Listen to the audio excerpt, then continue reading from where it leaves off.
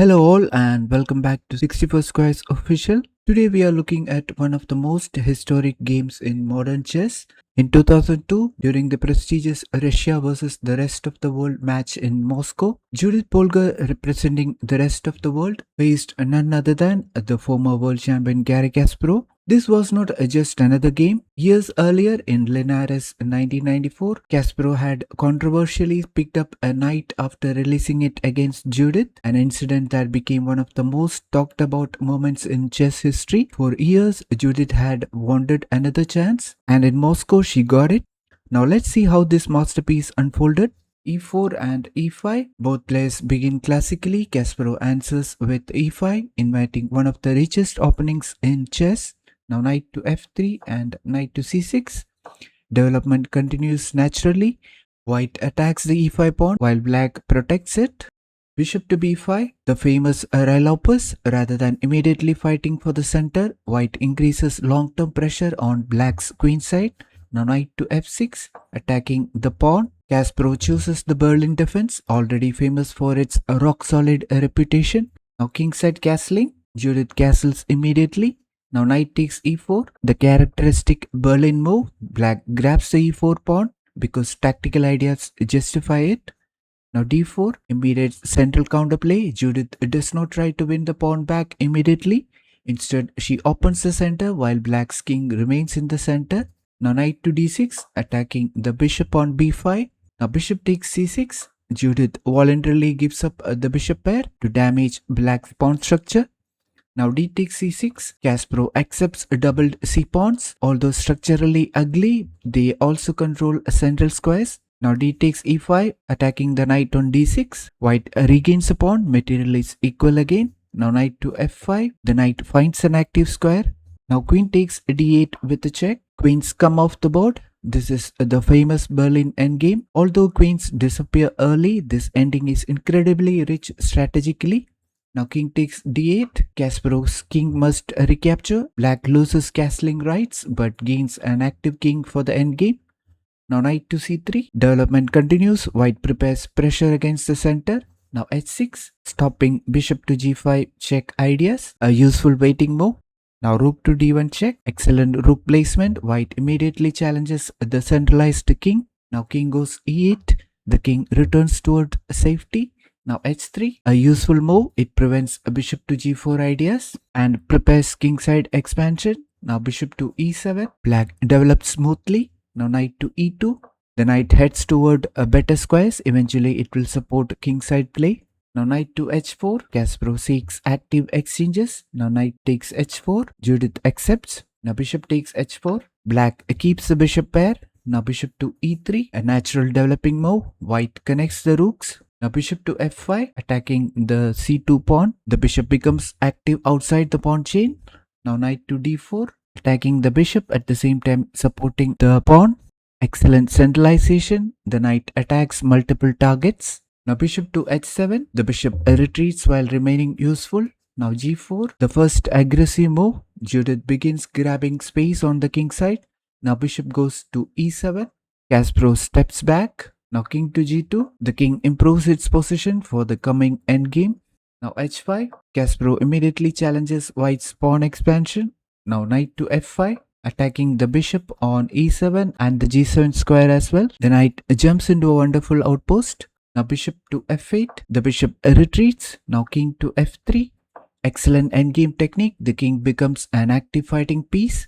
Now bishop to g6, black keeps pressure on the king side. Now rook to d2, preparing for doubling of rooks. Now h takes g4 with a check. Kasparov opens the h file. Now h takes g4. Judith accepts double pawns in exchange for activity. Now rook to h3 check. The rook enters aggressively. Now king to g2, counter-attacking, a calm defense. Now rook retreats to h7. Kasparov repositions.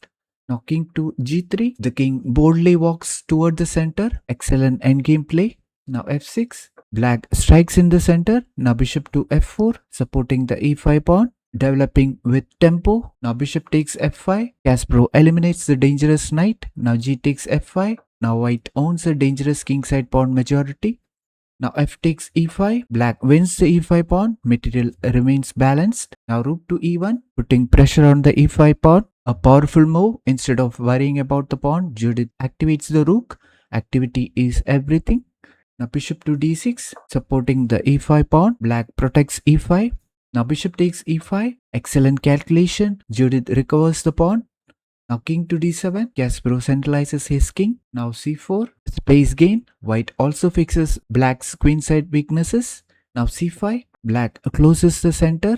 Now bishop takes d6, simplifying at the right moment. Now c takes d6. The isolated pawn structure gives white future targets. Now rook to e6, one of the strongest moves of the game. The rook invades the 6th rank. This is where Judith's positional advantage begins to become tangible. Now rook 8 to h8. Kasparov activates both rooks. He knows passive defense won't survive. Now rook e takes d6 check. Outstanding precision. The rook wins an important pawn while keeping the initiative. Now king goes c8. The king steps aside. Now rook 2 to d5, attacking the pawn on c5. Another active rook move. White refuses to let black breathe. Now rook to h3 check. Kasparov searches for perpetual check possibilities. Now king to g2. A very calm move. Rook h2 check, continuing the attack. Now king goes f3. The king walks confidently. Now rook 2 to h3 check.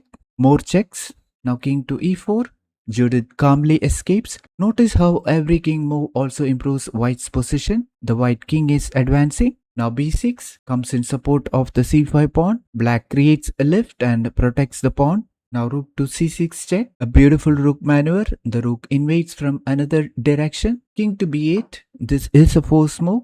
Now rook to d7. Now both rooks dominate the 7th rank. Black's position is becoming extremely uncomfortable. Rook to h2, attacking the pawn on f2. Kasparov desperately seeks counterplay. Now king to e3, supporting the pawn. Again the king calmly improves. Now rook to f8, attacking the f5 pawn. Also the rook finally defends. Now rook c to c7.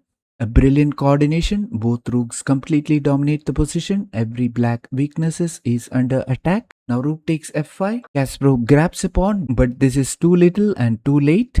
Rook to b7 check. A precise check. The king is driven into further passivity. Now king to c8. This is a forced move. Now rook d to c7 check.